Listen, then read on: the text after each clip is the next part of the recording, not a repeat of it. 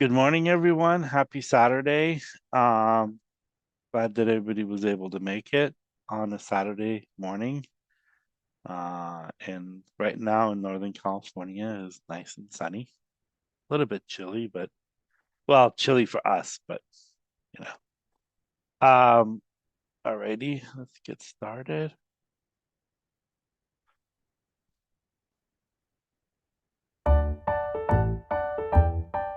Hello, everyone, and welcome to today's session. We are Premed CC, a student-led organization established in the fall of 2021. Our goal as an organization was to create an online community for pre-medical students at community colleges and universities with the hope of guiding the next generation of diverse and inclusive physicians. And while we advertise our organization as being for community college students, our events are open to anyone.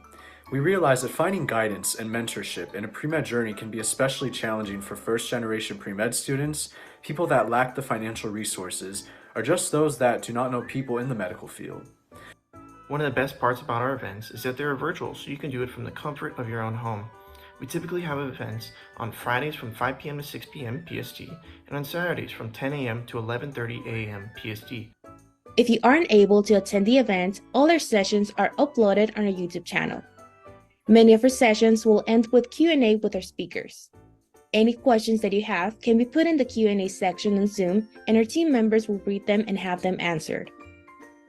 After you have attended our event, you can log on to our website and complete the quiz, which will contain questions pertaining to our session today.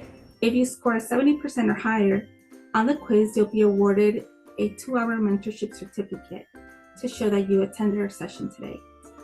If you want to stay connected with our upcoming events or want to tell your Premed friends about Premed CC, you can find us on Facebook, YouTube, Instagram, and TikTok at Premed CC.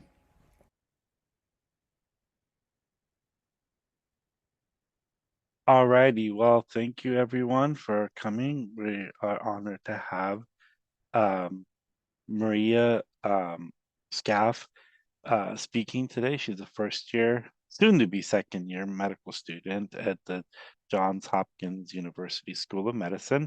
She was born and raised in Recife, Brazil, until she moved to the US at age 15 in the middle of high school. She lived in a small southeastern Arizona town throughout her high school and community college years. After being awarded the life-changing Jack Kent Cook undergraduate transfer scholarship, she transferred to University of California, San Diego to pursue a bioengineering degree. During her community college and university years, she was involved in translational genome research, dermatology research, bioengineering clinical projects, and service, mentoring, and tutoring experiences. After graduation, she transitioned to work in the development of gene editing therapies in academia and biotechnology industry in San Francisco, California for 2 years. Started medical school at the Johns Hopkins University School of Medicine in August 2023, and she's currently a first-year medical student. She's lived in Arizona, California, Georgia, and now Maryland as a member of a U.S. Army family. She loves trying out new local restaurants and ice cream spots wherever she is, and walking her Roddy Lab mixed dog named Mars, hiking and going to the beach and watching movies with her friends and families. So thank you for joining us today. Thank you so much for having me here, and hi to everyone who is joining to come to this webinar. I'm going to share my screen and then I can start the presentation. And once I'm done, I'm gonna be happy to answer any questions you guys have about applying to medical school, preparing for medical school, or anything you want to ask about. I'm happy to answer. I'm gonna share a screen now. Okay, can you see the screen? Is that working? Yeah, okay, cool. So let me close this up. All right, so this is a photo of me circa 2016 when I first started medical school. I started not medical school, community college. So I look like I am just completely lost here because I was actually hiking. This was something that I did every single week at community college, and it was something I did for fun, but also as a part of a research project. But before I start talking about this, let's see, how did I get here? So basically, I left Brazil when I was 15 years old. This is my goodbye party, my farewell party with my friends from Brazil. I was 15 here, and I was about to come to the United States to continue my education, to just finish high school. At that point, I was going to be a junior in high school. And so I came to the US and I did high school and I graduated in 2014. So it's been quite a while now, like 10 years, I think. So it's been quite a while. I graduated in 2014 in Arizona from high school. At that point, honestly, I did not do anything that was pre-med related. I had no idea you could even do anything pre-med related at that point. I had just come to the US not even 2 years, like 2 years prior to this photo. So I had no idea what had to be done to get into medical school. And it took me a while to even figure out how to even go to college in general because I couldn't afford to go to university right away. So when I finally was able to get the money, I started at community college. And right away, I saw a flyer on like my first day of community college for a research club. They were doing wildlife research. And I figured I wanted to join because it involved hiking every single week. So this is a photo from one of the cameras, just like the photo in the very beginning of the presentation that we would get every single time we would go hiking. There would be photos of us because we were installing different cameras to observe the activity of the wildlife in southeastern Arizona. So that was like a project that we got to do, and it was exciting to hike every week and to learn how to analyze data and just get started doing research, something that I had never done before. At the very beginning of community college. And that experience also led us to talk on the radio about the research that we were doing, and we got to discuss the results, and that was shared with the greater population in Arizona, which was a lot of fun. Then I also got to present for the first time the research that what we were doing in wildlife at a conference. So that was something I was not familiar with, but went ahead and did it. It was really fun. I had no idea what I was doing again. It was just something I was doing for fun. I just enjoyed being there with the group, hiking, seeing the photos that we would get from the animals and analyzing the data. And then the fact that we got to present travel and present this work was really awesome and cool. And I just kept doing it. I also started around the same time volunteering. Again, it was something that I was mostly doing for fun at that point. It was a really fun group to volunteer with Rotaract, and we got to do volunteering projects every single month that were bettering the community. And I honestly, at this point, like I wasn't trying to build a resume per se. These were just fun opportunities that existed at my community college that I took advantage of. And I got to know a lot of my classmates. I got to know other people at the community college. We got to meet motivational speakers and learn about leadership and present the work that we were doing to the community in the small town that I was in Arizona. So I kept doing that for fun and eventually started getting recognized. So this one month I was on the newspaper like twice for some of the volunteering that I was doing at that time. So that was a lot of fun. I got a scholarship for some of the volunteering work that I had been doing in the community. And I got to meet a lot of people. Like I got to meet the mayor, I got to meet city council members, and I got to work with them. This was all during community college for volunteering with Rotaract and also doing research in the local wildlife. So that also ended up taking me to Phoenix one time at one point for a leadership summit with Rotary. So like I said, I had been volunteering with Rotaract and they had selected different people from Arizona to come to this leadership summit to talk about the volunteering that they do and learn how to be leaders in their communities. So I went and I got to learn about more leadership skills and more volunteering opportunities and how we could connect with people in our community to keep bettering the place that we live in. That was a lot of fun, and I got to meet really awesome people and learn about different projects that we could do in the community to keep making a positive impact. And so I continued doing research. That's literally my community college experience was just kept doing wildlife research, kept volunteering. It's something that I really enjoy doing, and I enjoyed to this day. I really enjoy getting to know the community that I'm in. So this is me here talking about the research that we were doing again at a pit fire event at my community college. Then we were doing it again at a Halloween event. It's just something I kept doing. I'm always wearing my my research t-shirt. And at one point, I got inducted into the Phi Theta Kappa International Honor Society. So if you're in community college right now, you probably already know about this society. It's incredible. It's not an honor society like the ones you see in undergrad at a big university. Like Phi Theta Kappa is actually really worth the money. I think at the time you paid $75 to join once you are eligible, and it gives back. Like, I think in Arizona you pay $75 to join, but it gives you $5,000 in scholarships to transfer. So it's like it's really a good investment to join Phi Theta Kappa, and so I did. And very quickly I learned that it was more than just being recognized for being like an honors college community college student, but also you get to participate in a lot of projects. So this is one of the examples of this. Like, we got to go to this regional honors institute where it's basically a little conference where you learn how to be a leader in your community. And at that point I had been doing a lot of volunteering. I had been doing research with the local wildlife. So it was really cool to get to go here and learn more about how I can continue contributing to my community. And this was a Phi Theta Kappa sponsored event. So I highly recommend Phi Theta Kappa if you're in community college.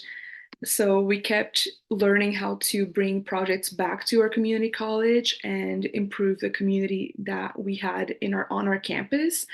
They had they would help us basically. They would basically coach us on how to create programs in your community college to better the campus itself and the student body. So I got to do some of those projects. I got to put together a mentoring project for at-risk students, and I also got to put together other projects such as like some different mental health initiatives on our campus. And that's something that I learned how to do with Phi Theta Kappa, learning how to be a leader in my community. And I did that during community. I just kept doing it during community college, and continued at the same time doing research and presenting. I then was able to go to like other conventions with Phi Theta Kappa where I got to meet other influential people in the field of science and also just leadership wise. So that was also really cool to keep doing this. I think almost every semester we would be going to different conferences to learn how to implement different projects in our communities. So this was a very, very valuable resource to me in community college. And I kept presenting. Now, for the first time, I got to go to another state. At that point, we had only presented in conferences in Arizona, but in community college, I had the opportunity to travel to Minnesota to present our conference, our wildlife research projects in Minnesota. So this is us, me, and a couple different people from my community college who were presenting the wildlife work that we had been doing in Minnesota. And I kept volunteering. I volunteered at the graduation at community college, and I also volunteered with Habitat for Humanity.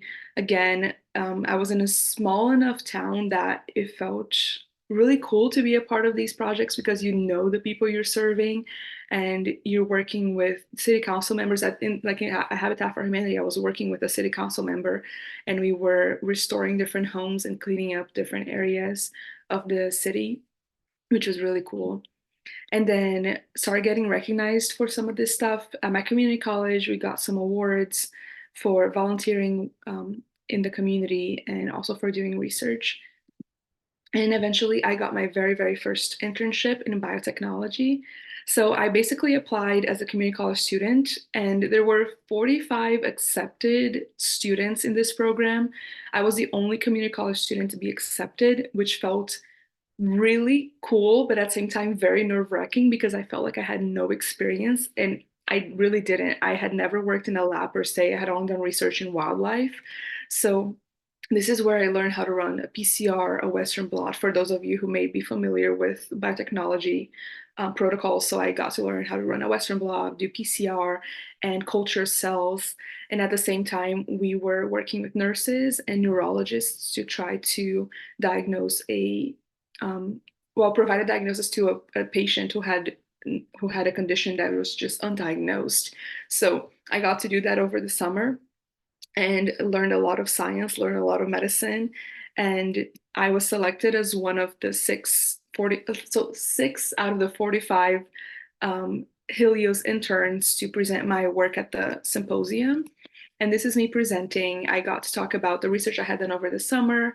It was, again, very scary. I was the only community college student there. Everyone else had been attending either like state universities, or I remember there were some even kids from like Ivy League schools. I had no idea what I was doing, and I felt very nervous, but it was definitely a risk that I am very, very happy I took. At that point, I had no idea I would even get in because I had no experience, but they gave me a shot, and that's something I feel very thankful for. And I highly always encourage everyone to take these risks and apply for these things that you may think you may not be qualified for, because you could end up learning a lot, and you might just as well you might end up being recognized for it. So when I finally got back to community college after that summer, that was my last year. So this was my last year in community college. I had already done research. I had done a lot of volunteering, which were all things that I was very passionate about. It wasn't anything that I wasn't trying to like fit into a mold per se. I really do love volunteering and being in the community, and that's something that I wanted to do. And at that time, I loved hiking. So the wildlife research just made sense. And all of those things took me to the internship, my very first biotech internship.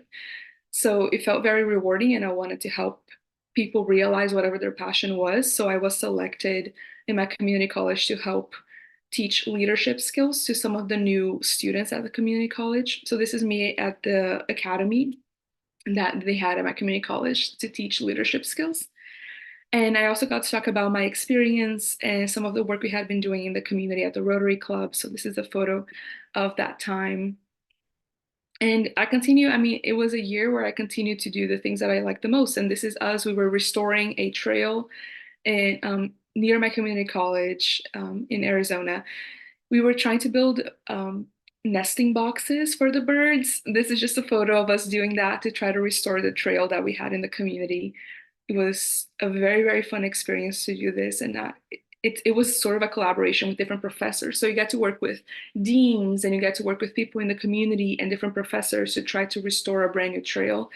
And it was just something that you only get to do almost in community college, because it's a smaller group of people that you're working with, and you feel like you can better connect with your mentors and people who are above you, like the deans at your school, which is not as easy to do in a big university. So I highly encourage community college students to take advantage of that smaller setting to really have a big impact in their communities. And this is, I think, one of the last things I got to do in community college. I hosted a conference. So I had attended a lot of conventions and a lot of conferences by now, and we decided we wanted to host one in our community college, and I helped host this conference in our community college. So we welcomed people from all over Arizona to come over to our very small town to learn about leadership and learn about how to better their community colleges. And it was fun. I got to learn like how to provide catering and figure out all of these logistics that I really didn't know about at that point. So it was another experience to continue bringing people together and explaining the things I had learned about and how we could continue bettering the communities that we're in. And all of this led me eventually to win the Jack and Cook Foundation Scholarship. This is one that I highly recommend if you are in community college right now to apply to. It is a scholarship provided to low-income, high-achieving community college students, and it paid for my entire education after I graduated community college. So it allowed me to transfer to whichever university I wanted to, so that I could graduate without debt.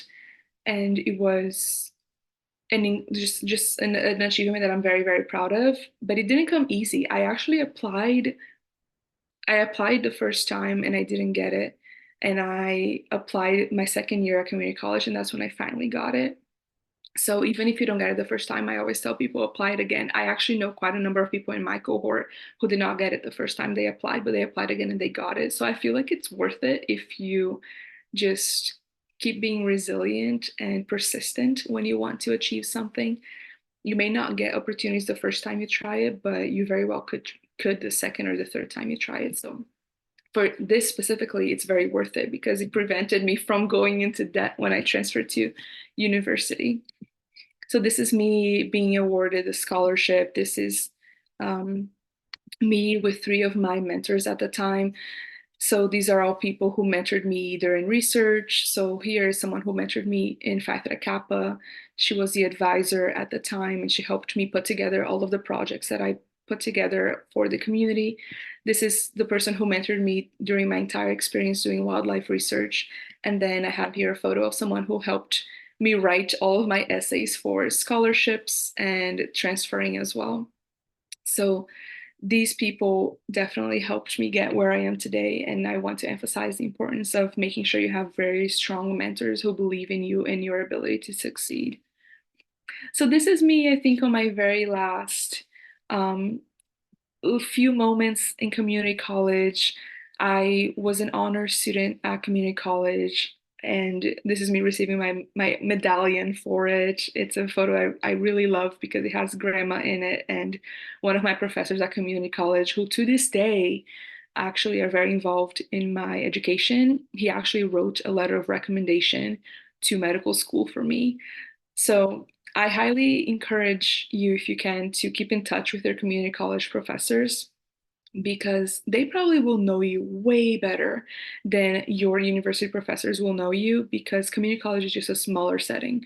The classrooms sometimes will have 10 people. So your professors really, really get to know you very well, and they can speak to your character in a way that a professor who saw you in a classroom with 600 people cannot. So I really love this photo because of that. This is me on my graduation, and this is me in my with some other Cook scholars at the time, and we were just announcing which schools we're going to, and I was going to UCSD. So I did transfer to UCSD. This is actually a photo of the engineering school where I was because I majored in bioengineering, and this is a photo from my dorm.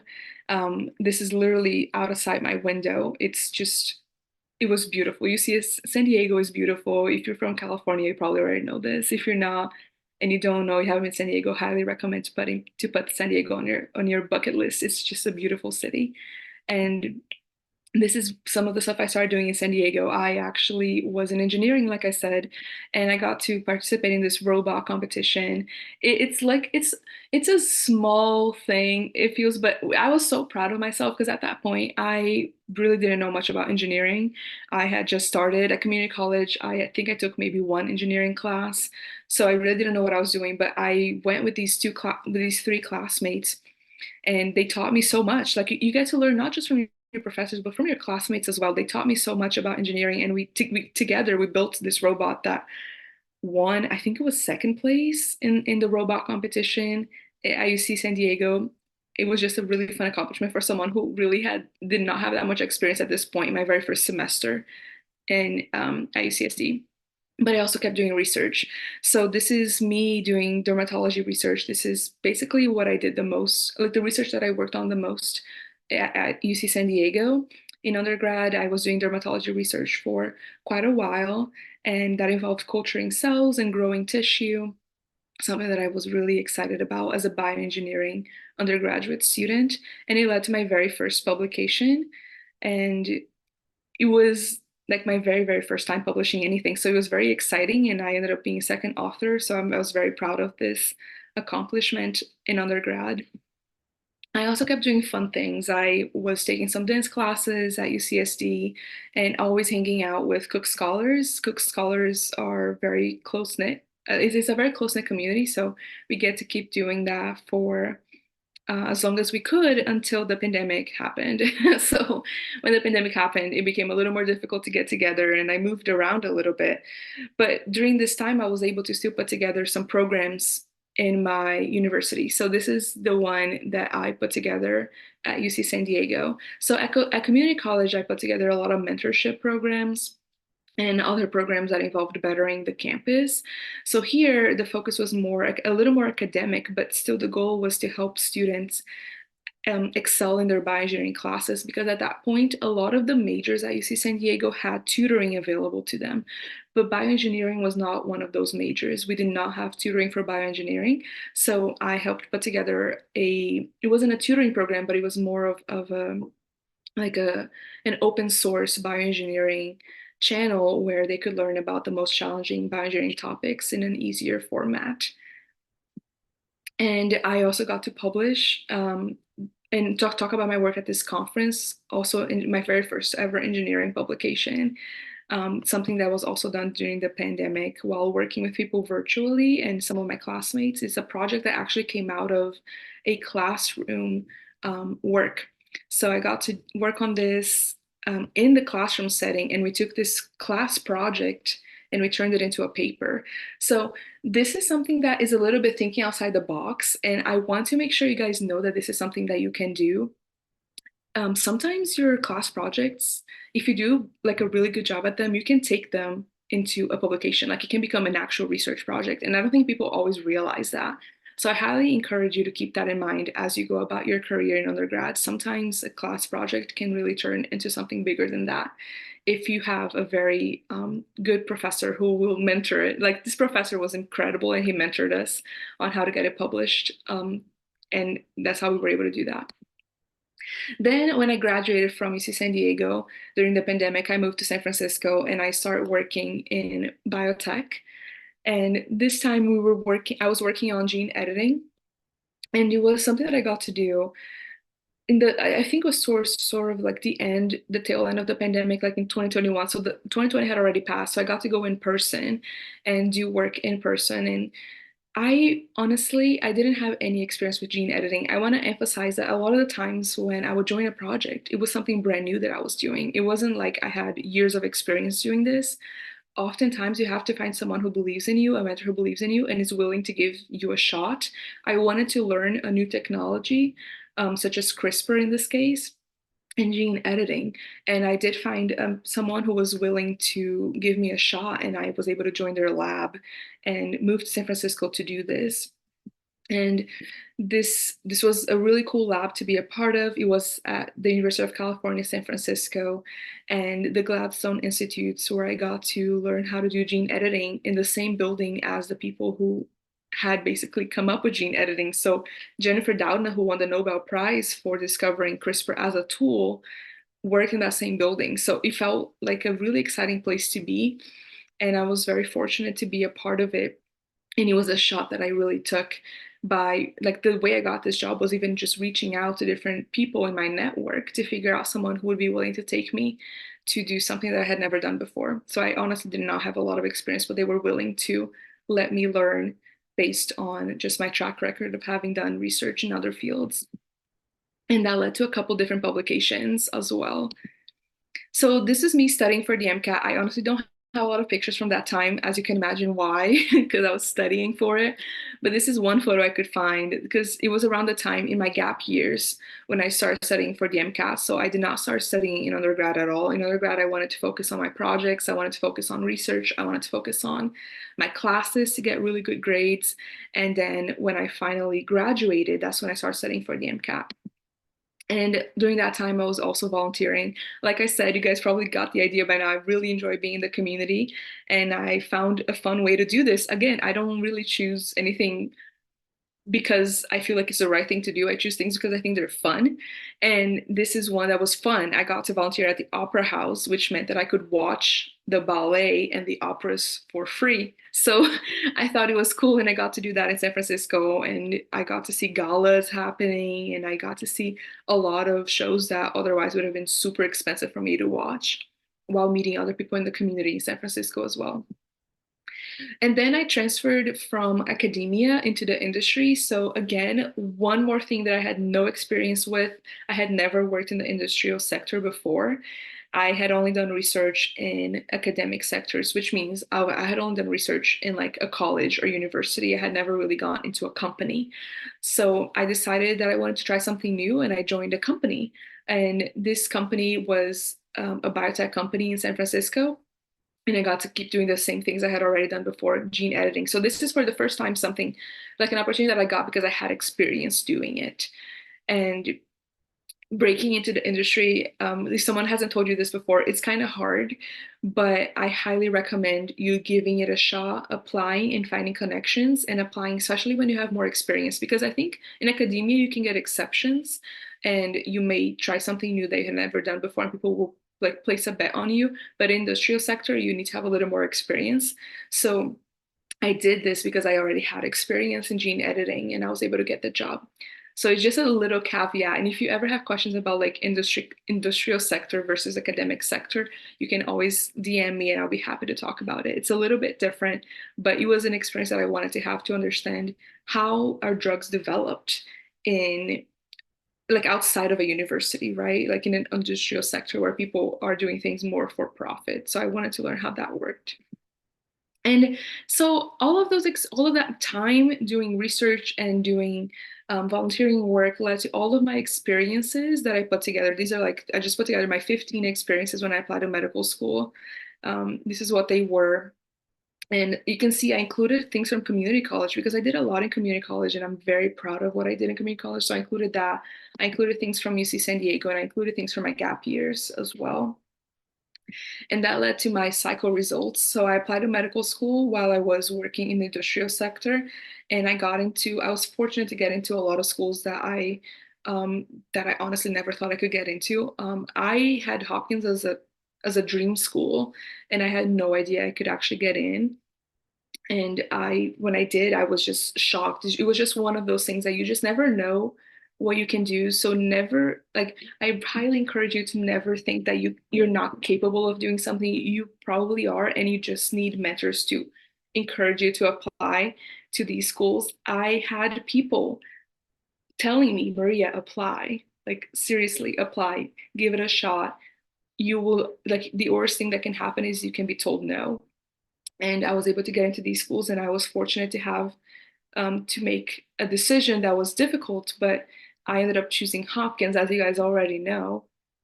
And I came to Hopkins. This is me getting my stethoscope at Hopkins in the very beginning of my first year. So this was last year, I think maybe September or something.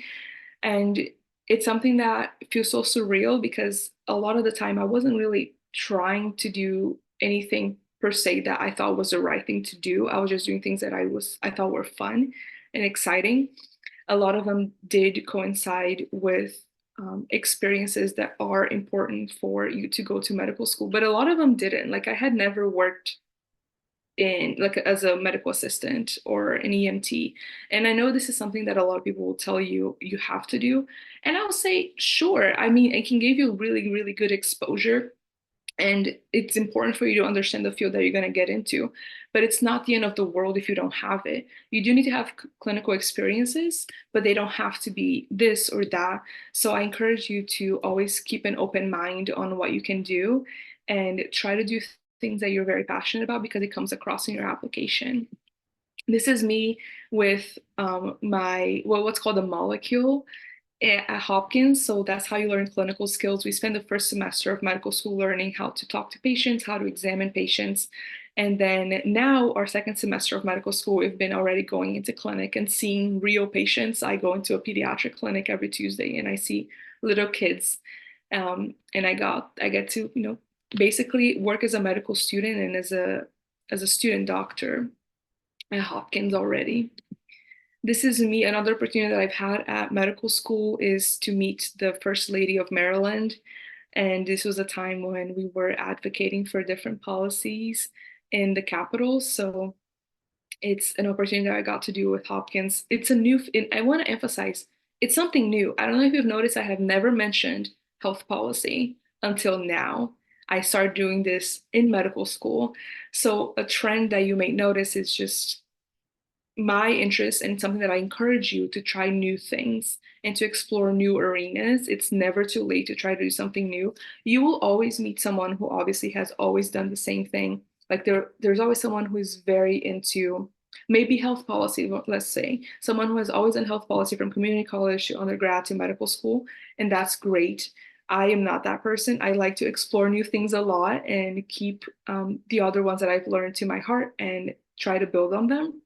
And I encourage you to find what works for you. You can always become an expert in something new every year that comes by. So I encourage you to keep an open mind when it comes to that. This is some more photos with some of my classmates at Hopkins. It's been really exciting to meet so many people from all over the country who have been doing really cool stuff and learning from them how to continue growing and how to continue being a leader and learning how to help the community in the best way that we possibly can as physicians, but also as citizens of wherever we live in. And this is a very personal note. You guys saw the photo that I had from when I came to the US in 2012. And just last week, I got to finally become a citizen 12 years later. So you guys literally just saw my entire journey. And I figured this would be very fitting to include in this presentation. And this is me at Hopkins. It's a photo on my white coat ceremony day. And I'm going to share with you some of my advice. The first one I have is to make sure you capitalize on what already makes you special. What is a hobby that you have? What are you passionate about? What are your interests? If you like hiking, how can you make that a really cool thing? And you can build on that, like capitalize on something that you already know you're good at and you enjoy doing it. Because I don't think if you try to capitalize on something that you don't like to do, it will probably be a recipe for failure. You're gonna burn out, you're not gonna enjoy what you're doing, and you may not get anything out of it. It's very difficult to spend a lot of time doing something that you don't like, as you probably already know. So make sure that if you want to stand out, you're capitalizing on things that you already like to do. And in my case, as maybe you noticed, I enjoyed nature, I enjoyed being outside with people and meeting new people and giving back to the community and hiking and all these like random things and making videos, which is how I made the bioengineering program that I made at UCSD. Was making a lot of tutoring videos. So things like that, just capitalize on what you already like to do. Then I really encourage you to not try to do it alone. It's gonna take a lot of people to help you. I did not do it alone. I try to include photos as much as possible of people who have helped me be where I am today. And I included photos of mentors, professors, advisors that I had, people who read every single one of my essays. Make sure you're not submitting an essay without having had someone else read it. Like, I never do that. Never do that. Every time I submit an essay for a scholarship, a fellowship, at least a minimum of one other person read it. And I highly encourage you to keep that in mind. Use your resources. Find people who believe in you and believe in your potential to become whoever you want to become. You're going to need those people in your corner. You're going to need people who literally will come to you and be like, hey, I found out about this scholarship. You should apply. And I'll read your essays. You're going to need these people. I had those people. And that's 100% how, like, it has definitely contributed to me getting to where I am today. And then my last piece of advice is apply to the scholarship, apply to the internship, apply to the fellowship, and apply to that program, that school. Apply to those things that you probably never thought you could do, because I certainly did not think I could get into the Helios program right away. I mean, I had no experience with biotech. I had only done, like I said, wildlife and volunteering, no experience in biotech, but I applied and they gave me a shot. And you will hear a lot of no's, but you probably already know this. It only takes one yes. So keep applying. To this day, I still get no's. I promise you. Like, there are a lot of things that I apply to this day that I still hear no's. And it's fine, because I only need one yes. I only need one opportunity to really be able to continue making a difference and continue learning. So this wraps up my presentation, and I want to open the floor now for questions. I'm happy to talk about anything you guys want to talk about and answer any questions that you have.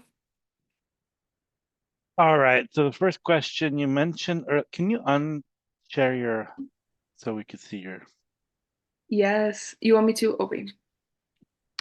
There. Perfect. All right. So you mentioned, first question, you mentioned earlier how you kept in touch with one of your community college professors. How exactly do you recommend maintaining that connection? Yes. So I actually would update them a lot when I would do something new. So for instance, when I transferred to university from community college and I would get into a new lab, I would email them and just update them, saying, hello, how have you been? I have finally started classes at UC San Diego and I just joined my first lab. I'm so excited. I'll be working in the dermatology department. I hope all is well. That's it. I would just have very short emails with little updates that I would send whenever something big was happening.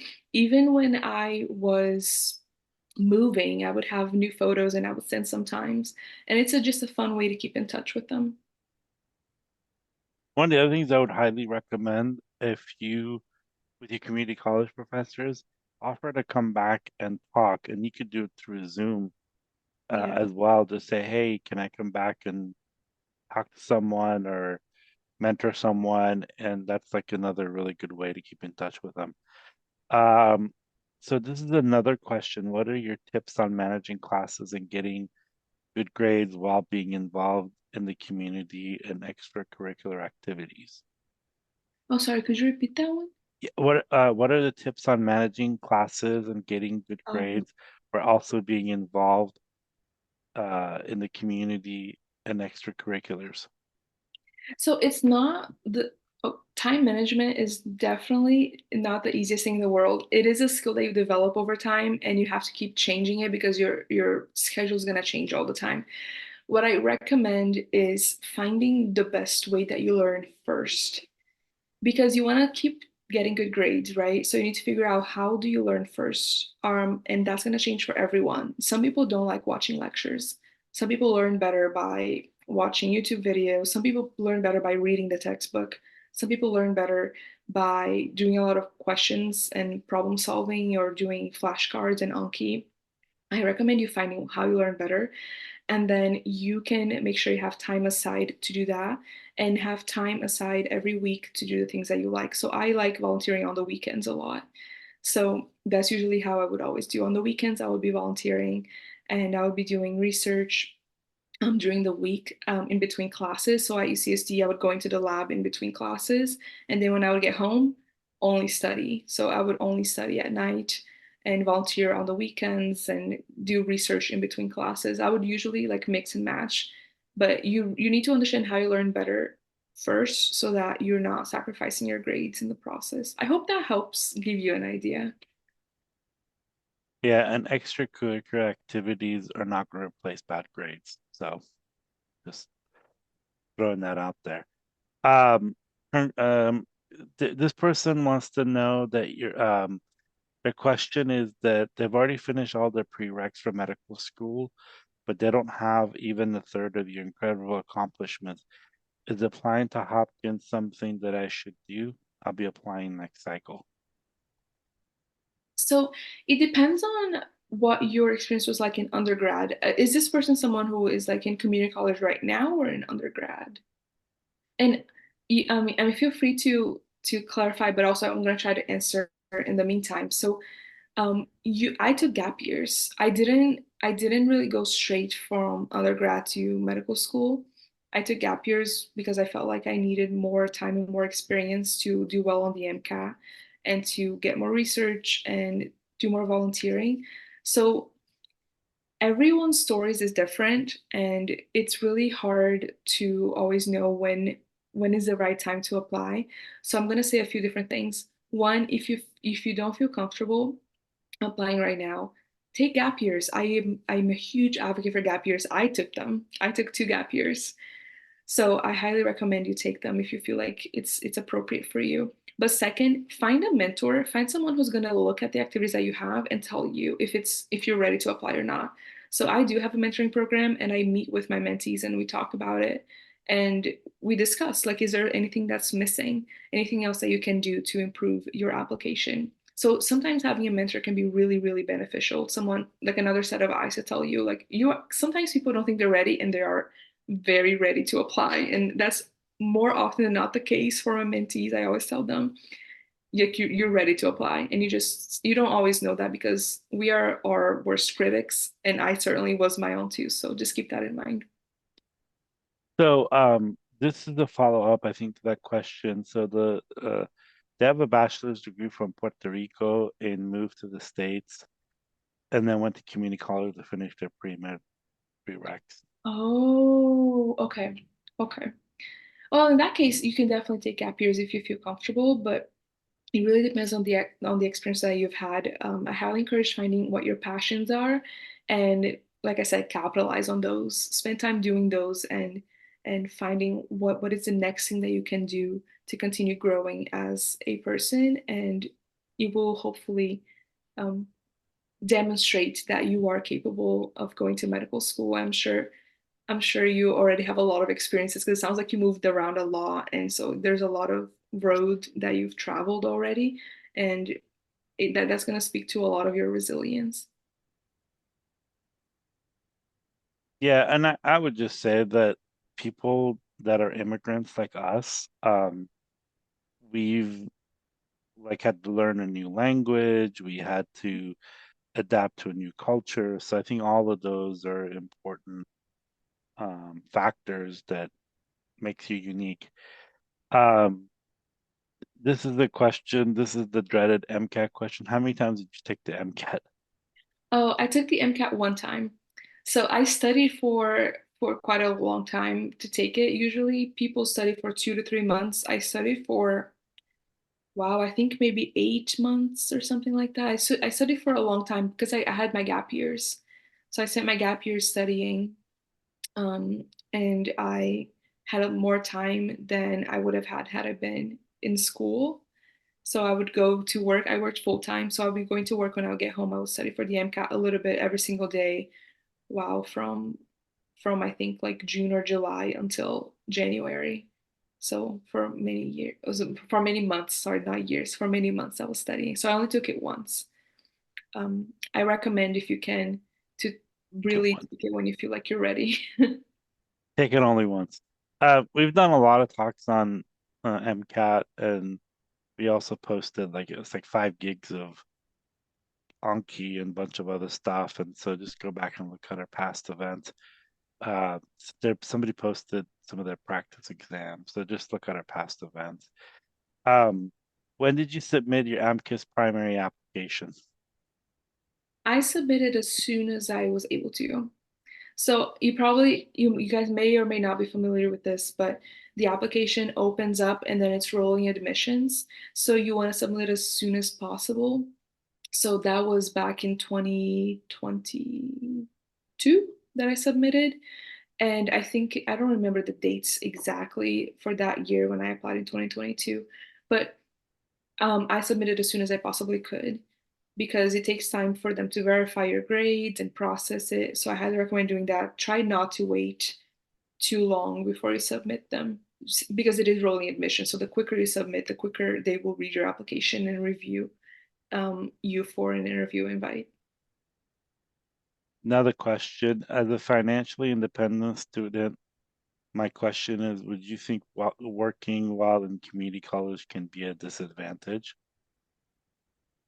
Oh, I actually worked in community college. I did not include that here, but I worked as a tutor for math. Like I was a math tutor and a science tutor on my campus. And I was also in it was what was it called? Admissions ambassador. So I was working recruiting people, so basically helping recruit new students for my community college, and I was also a tutor, so I did that. And honestly, I mean, I did it because I needed the money, right, to be able to pay for my classes. But also, those were things that I enjoyed doing a lot, to be honest. As a math tutor, it helped me with my classes because I was constantly practicing math, helping other people do their assignments. Same thing for science. So it helped me with my classes to do that. And also as an ambassador, it actually gave me connections with deans at the medical school because I was directly working with some of the deans in my sorry, with my community college. I was directly working with deans in my community college, so it helped me network with them by doing that. So I don't think it's a disadvantage. It depends on how you play your cards, I would say, depending on how you which jobs you have and how you can again capitalize on things that you are already doing. Like figure out what you're doing right now and how can you make sure that experience helps you get wherever you want to get. So as an ambassador, like a recruiter aide or admissions ambassador, like how could that help me? I made connections with deans um, that were in the same office where I was working. So it's just things like that help you. Yeah, and I think like I would just word that question like have as a financially independent student, working is the only way that you could put roof over your head and food in your stomach. So, I mean, I think that's the reality of it, and you just have to adapt and utilize it. And a lot of people have to work, and there's no shame in that. And so I think, yeah, I wouldn't think about that at all. I think, and a lot of people have to work. I mean, that's what I think. There was a data that said almost like, something like 82% of California community college students work while they go to school. So yeah, I mean, I think you know, and that makes it unique too. And um, yeah. And this is another question. Uh, who helped you edit your personal statements and secondaries for medical school For application? medical school, I had a lot of people help me. I think I had maybe 10 different people that I reached out to, and it was a mix. I had medical students. I reached out to current medical students so they could help me read over my work. I had physicians reading over my work. I asked a couple of them, but these were physicians in academia, so they were not physicians like at my doctor's office. These were people who actually worked at universities. So I recommend if you can, especially people in academia, because they're probably more in touch with essays like this. And so physicians, medical students, and I also had my PIs. So these are people I was doing research with. I had them read over my work. And I also had maybe a couple friends, but usually I would have friends read over for things like grammar or logic because they probably wouldn't know much about the content that should go into the essays. So I would have them read over for other things. But medical students were definitely incredibly helpful because, or anyone who had gone through the application process, right? Like a physician who went through the process or a medical student who went through the process. Anyone who went through the process, they always had the best advice because they knew exactly what people were looking for. This is another comment. Congratulations, your journey is so inspiring, and I uh love hearing you mention every event that led you to where you are now. I was wondering, did you feel like taking 2 gap years made you feel behind, especially in age? So, no. And honestly, I had never really thought about that until I started meeting people who thought about that. So I didn't. I am 27 now and I'm an M1 a first year. And a lot of my classmates are 22, 23, 24. So I am older, but I saw that as a positive thing actually. It meant I had more experience than others. And it helped me have more exposure to medicine and to research, which could hopefully help me in residency too when I'm applying. So I know it can be scary sometimes to put things off and add another year or another couple of years to your experience before medical school. I know it can be scary to do that because you just never know if that can be a detriment, but I really don't think it is. If you spend your gap years doing things that are positive, and that are going to help you in your career, in your journey, that can only be positive. It's not negative. So, but thank you so much also for the kind words. I appreciate that. I do think though that gap years are definitely a benefit. I just don't recommend taking gap years if you are taking them just because like you're just postponing. Sometimes people are just postponing and people will take like 7, 8, 9, 10 gap years. And at that point, I mean, you might as well get a PhD in that time. Like if you're gonna take gap years, just be purposeful about them. Like you know what you're gonna do them, why you're gonna do them, and you have a plan in mind to when you want to apply. Yeah, I think the national average for medical students is like 26.8 years of age in the US. So, yeah, I mean, some people have to take gap years because they have to work. Yeah, You also don't get a chance to do a lot, so you want to experience a lot of things yeah. and build your resume. This person wants to know what specialty are you interested in? Um, I am currently interested in probably anesthesiology. I when I first started medical school, I was interested in plastic surgery, but I have been falling less and less in love with it just because of the lifestyle that I've been noticing and some of the culture that might not fit my personal goals. As you guys saw, I really want to be involved in a community and have time to do things that will allow me to have an impact in whatever field I'm in, but also in the community that I'm living in. And I feel like anesthesiology may allow me to do that a little bit better. And that might be contributing to the lifestyle in anesthesiology. But I do enjoy both of them a lot in terms of the work that is done and the critical thinking process that goes on behind making your medical decisions and the populations that you see as a practitioner and physician in those fields. But I think I may be leaning more towards anesthesiology. And the key word is in medical school, you change. You think Yeah. about one thing and they, I know medical students that change their specialty every week. Oh, I think I'm going to do this. Oh, I think I'm going to do that. Um, so this is a question. I was curious as to how long it has taken you from your first year of community college to now. They are a first year community college students and want to go into medical school, but it will take me so long to actually get into the field that I want. Yeah, That's it does. It that takes a is while. It yeah. does. It does. This is definitely a marathon. It takes some time. That's why I really recommend that you find things that you're passionate about, because otherwise you will burn out and you might just fall off from that route.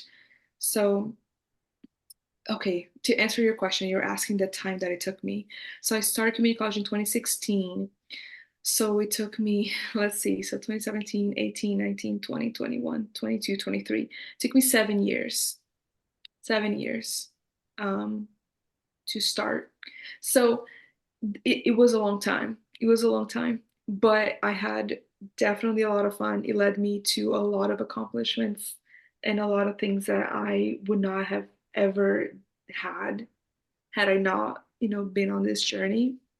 And I don't regret it. I know I know it's a long journey. I know if you're a first year, the quickest you could get it done is in what, 3 more years you could go to medical school. That'll be the quickest you could get it done.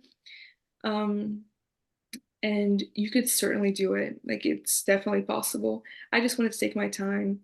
I was not in very much of a rush. Like I said, I had never really thought about the age as being a factor, so I was not in a rush. But you need to find what works best for you. Everyone's stories will be different. Everyone's circumstances are gonna be different. But it can take a long time. It can be, or it can be quicker. It's just what's more important for you and how you want to organize your time.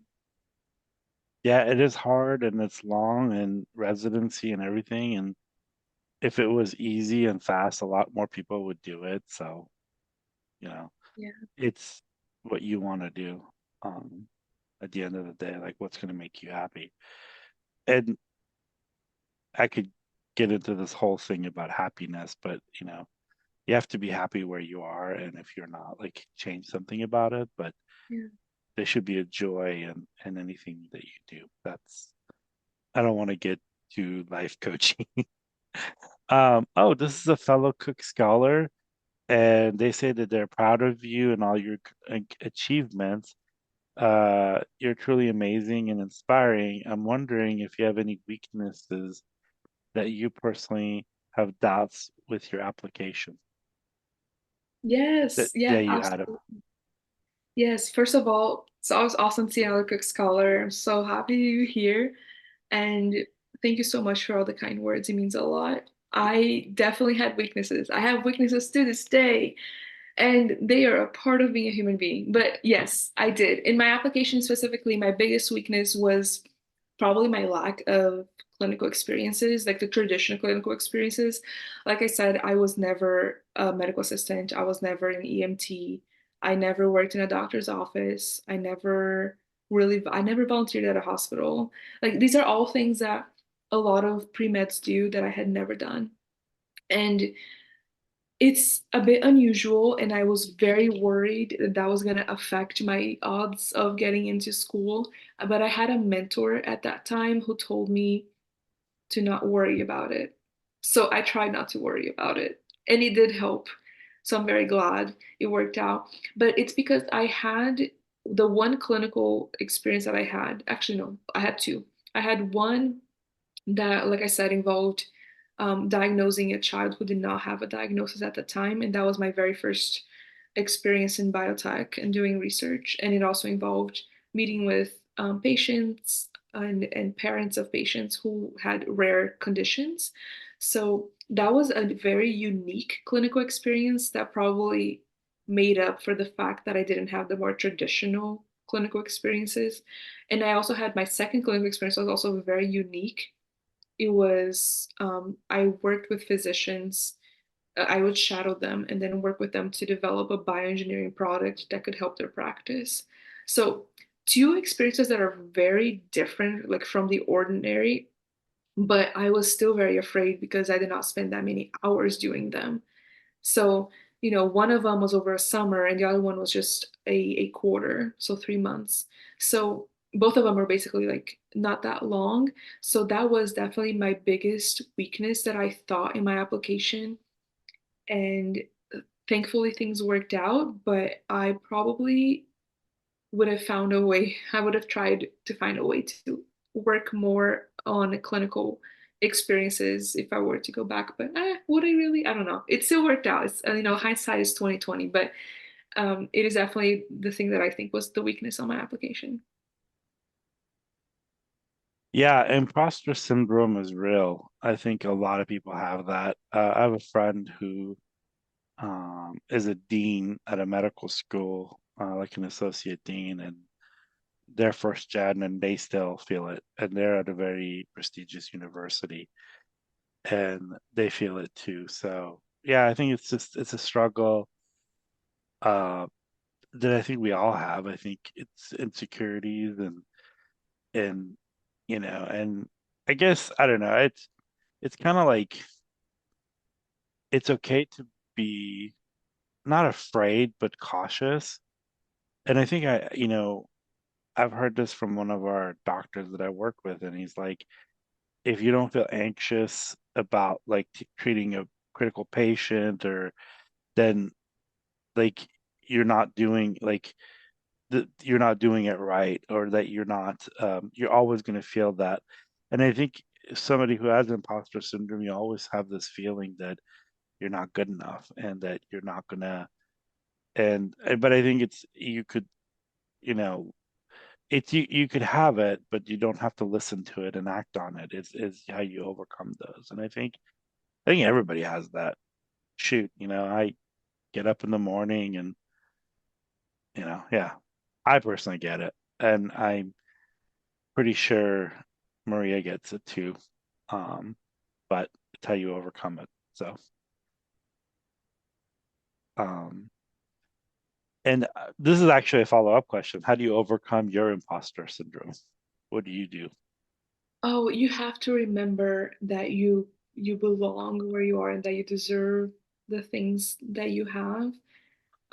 It's very easy to get imposter, like especially if you're coming from community college, it can be very easy to get imposter syndrome because you go through so many jumps that are unusual for most other students who went the traditional route. Like you go from high school to community college, which is different from going straight to university, and then you have to go from community college to university, and you're going to be a transfer student there. So there's a lot of um, moments where you end up feeling like an imposter, but you have to remember you work really hard. And I'm confident that a lot of community college students, especially if you're on the pre-med route, you've been working really hard to be where you are, and you are very deserving of being where you are, and you put the work in. You just have to remember that. You keep reminding yourself, like all of your accomplishments, write them all down.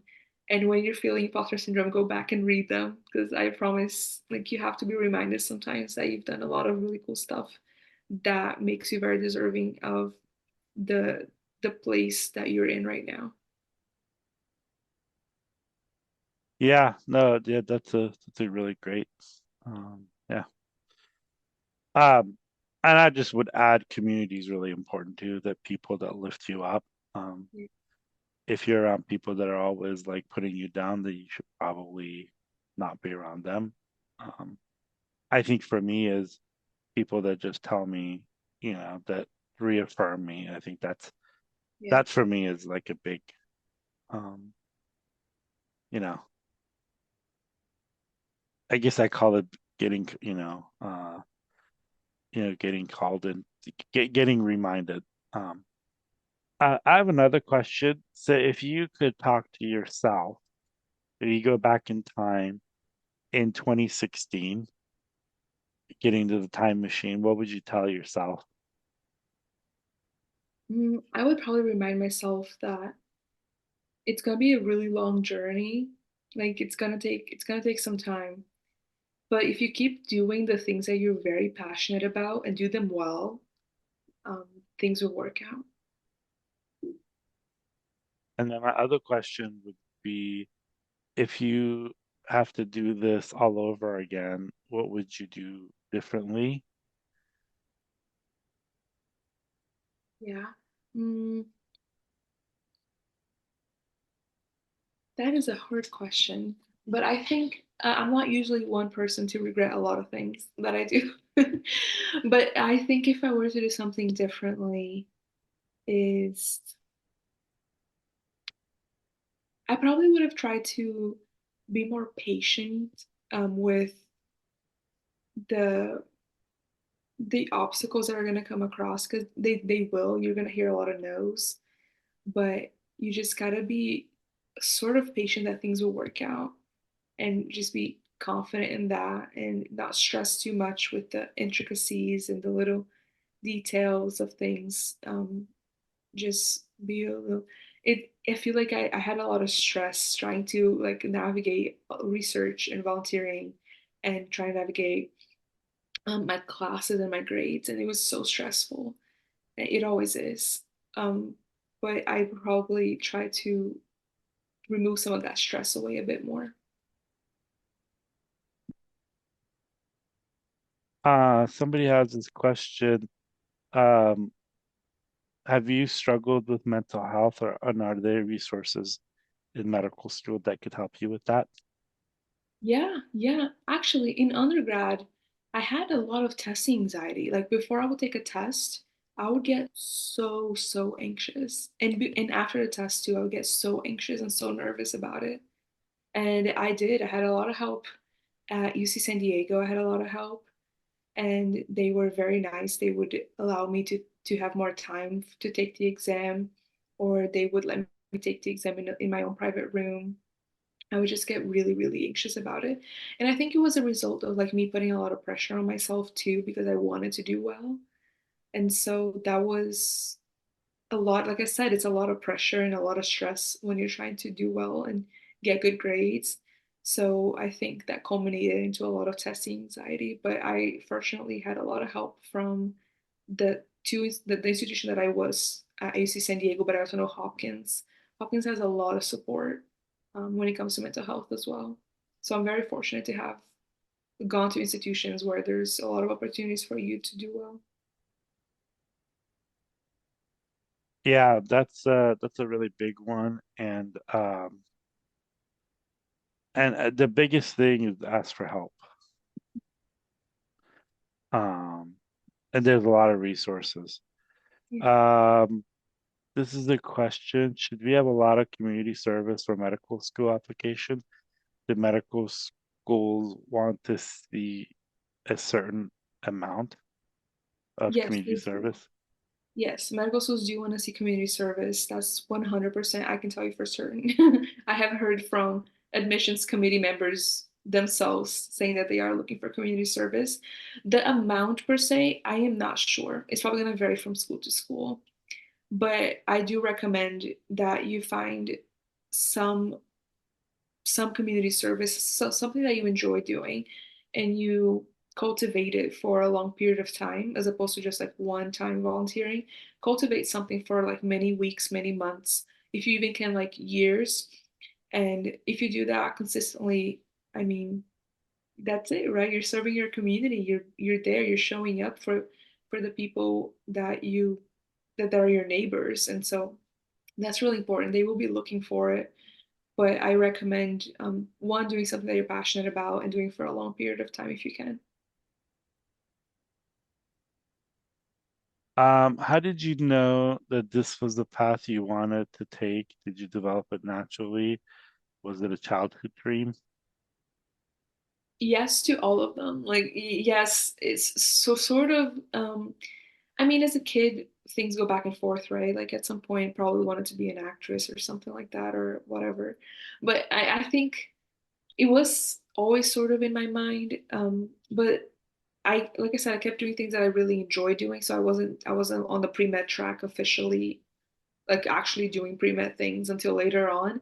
And only when I started doing them that I started really thinking, yes, this is definitely something I want to do.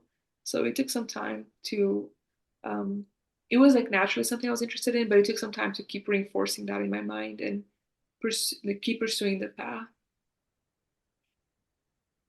Do medical schools have a preference for in-person versus online volunteering? No, no, I mean, as long as you are, as long as you're serving the community, I mean, it doesn't really matter which way you do it, I don't think. It depends on what you're doing, right? I mean, certain things you can only do in person, other things you can certainly do online. But for instance, when I started the tutoring program, that was online, that was all virtual.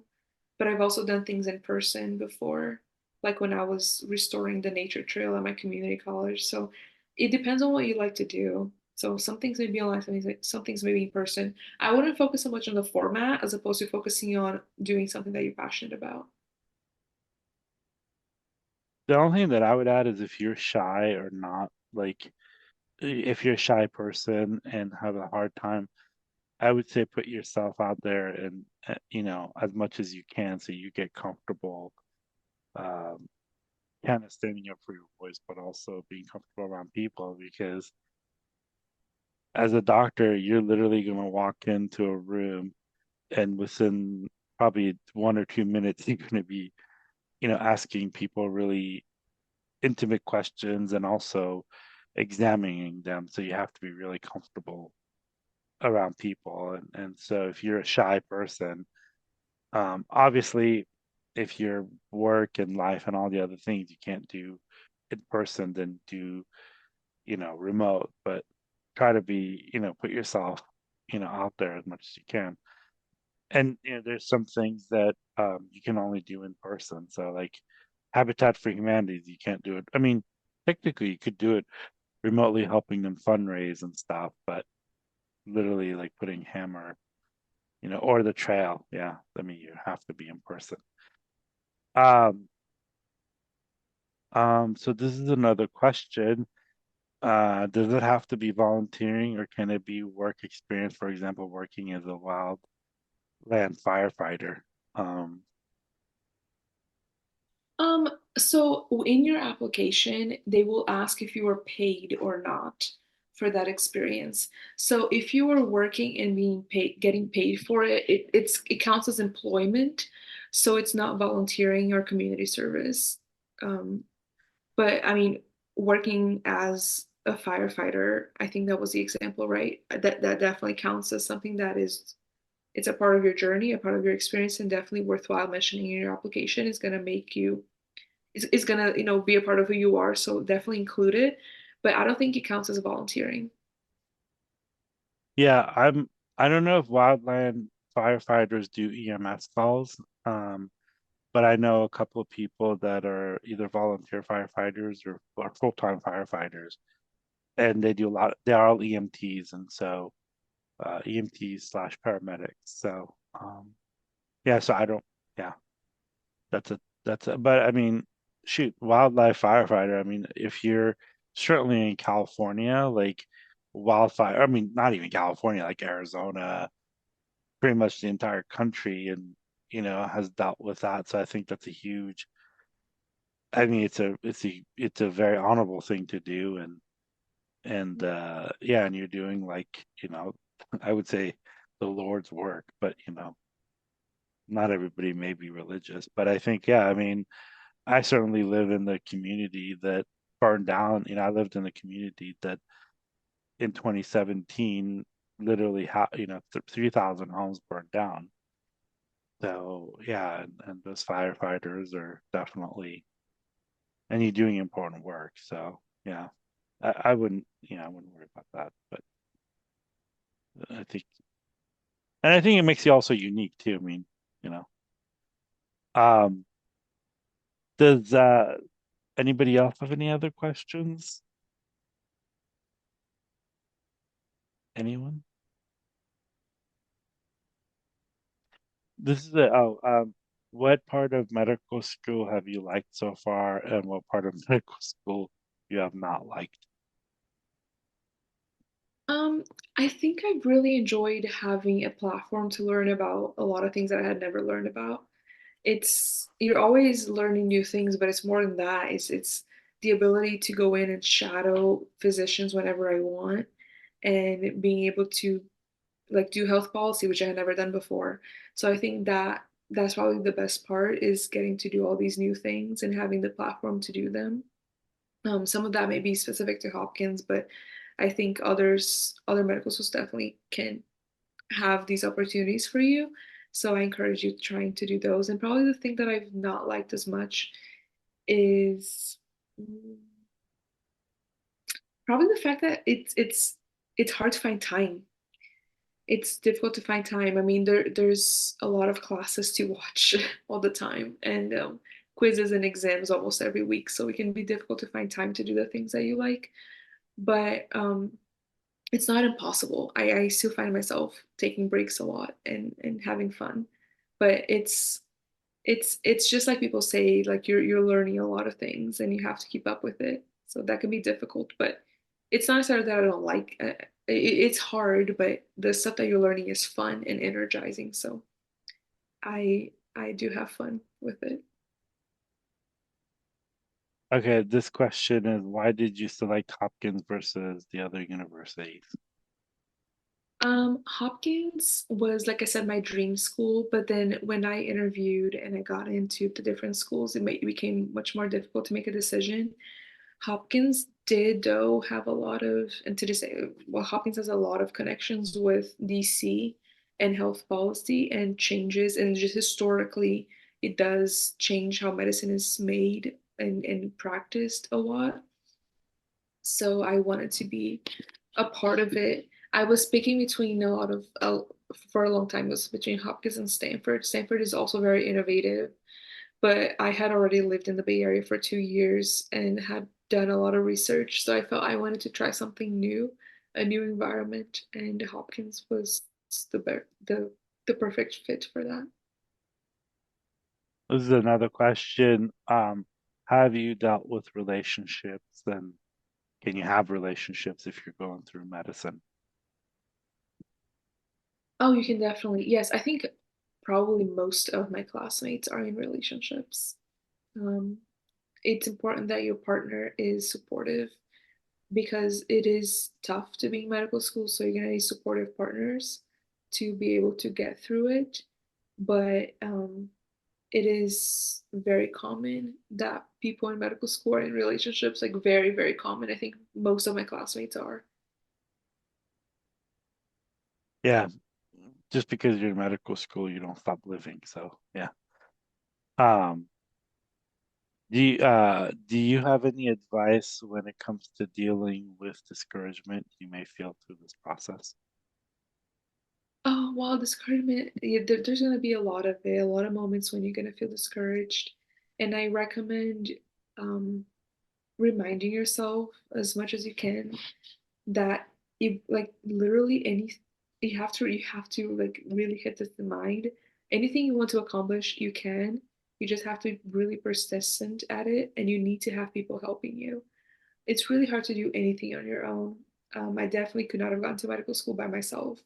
There is no way, just not a thing. So you have to keep that in mind, and having mentors reminding you that you are capable of doing it can help sort of push away that discouragement. But it's very natural. I mean, as we go about life, it's always up and down, and you have to be reminded that sometimes that you're capable of getting where you want to get.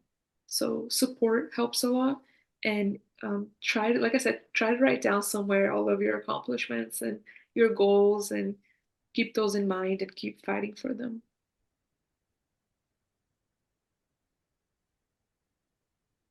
Awesome. I mean, I think one of the things you did, you went and volunteered at the opera. If that's your thing. Like I love live music and I volunteer with Rock Med. So yeah, finding joy in those things that you do. I mean, Yeah, exactly. uh, did you get to see Hamilton? No, I didn't. Oh, It's definitely on my bucket list. I need to yeah, sometime. because they had a couple of runs at Davies Hall. And Yeah. anybody have any other questions? Anyone?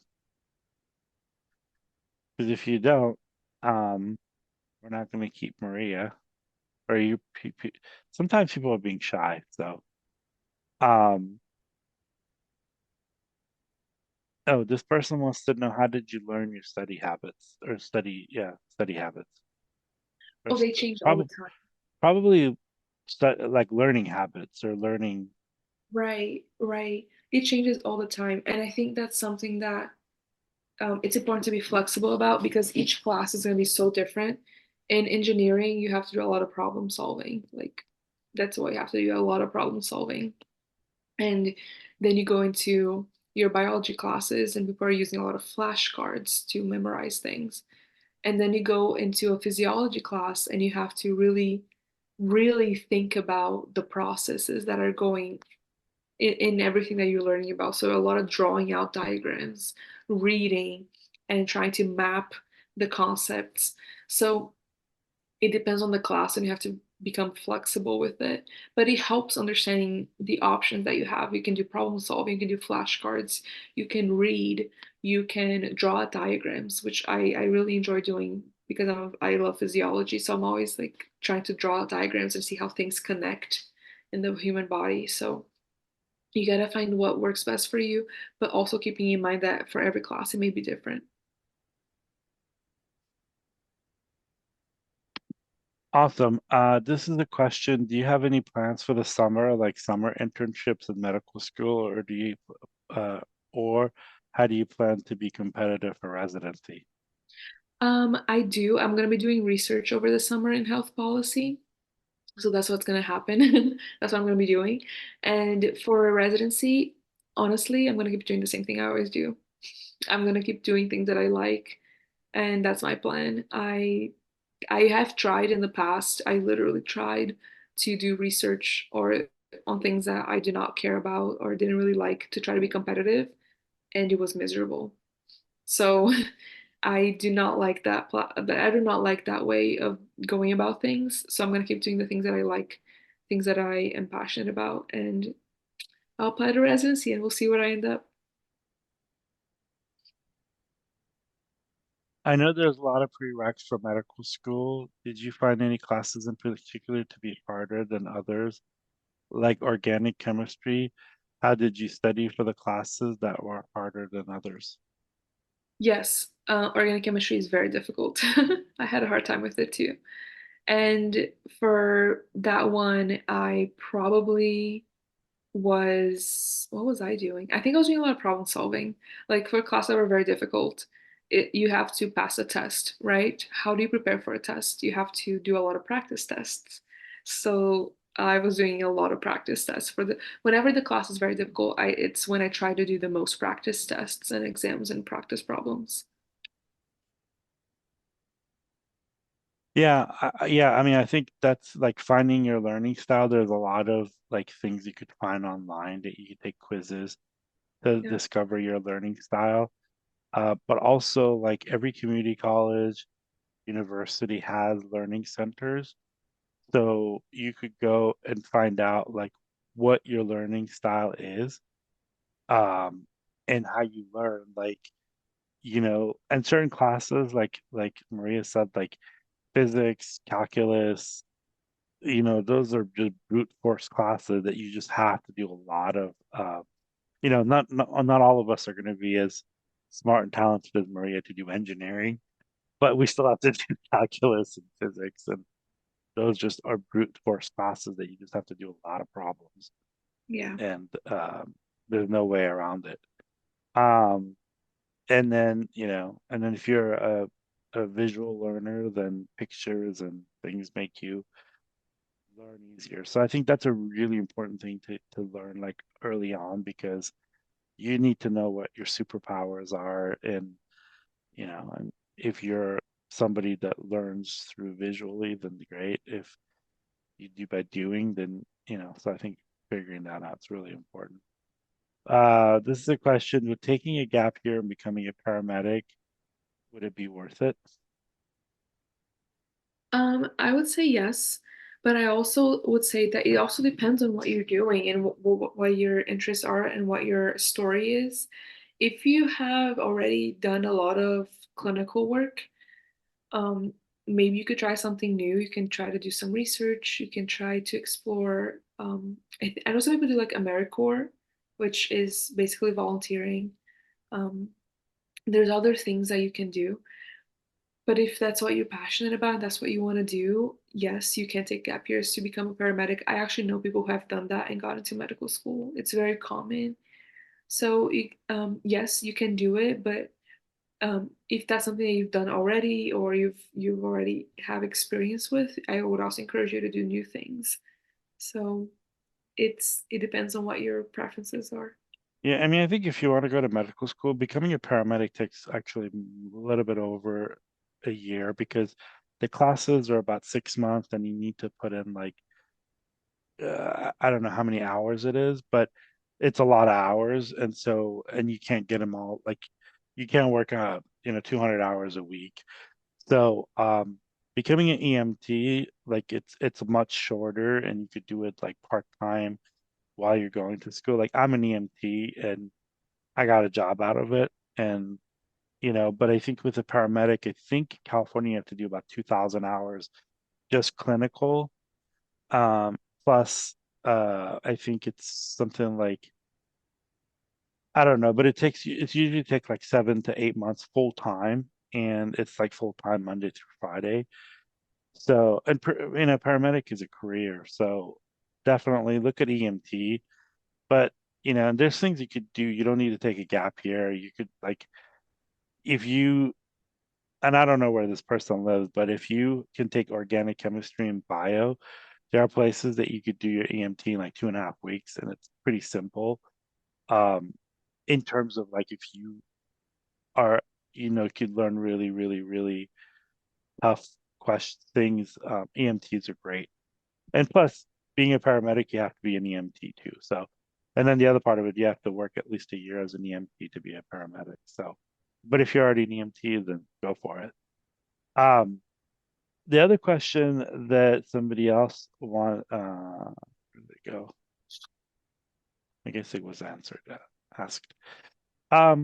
Yeah. So, anybody else have any other question? We have held Maria longer than 2 minutes, so um, we don't want to keep her any longer because she has finals coming up, and so we don't want to take too much of your time. Alrighty. Well, Maria, thank you again for making time for us on your busy schedule. Really appreciate it. Um, and yeah, and we hope that you can come back again in the future. And it was really great having you and actually meeting you. So Yes, thank you so much everyone for being here. Thank you for hosting me and I wish you guys all the best. Please reach out if you ever have any questions. I'll be happy to answer any questions you have through my DMs or through Instagram or email. Just let me do you want know. do you want to put your Instagram in the chat? Oh yeah, sure. Let me do that. I think we Um, put it on the website, but just in case. actually, I'm not entirely sure how to chat for everyone, but if you look up, it's just Maria Does Medicine, and you're free to email Yeah, I me. think you can. Oh, yes, okay. Let me just do it real quick. I think you have Um, to go like drop down. Yep, yes, perfect. okay. So yes, please feel free to reach out and I'll be happy to answer any questions in the future. But thank you for being here and asking questions. It was great meeting you all. Thank you again and have a great weekend. Thank you. Bye.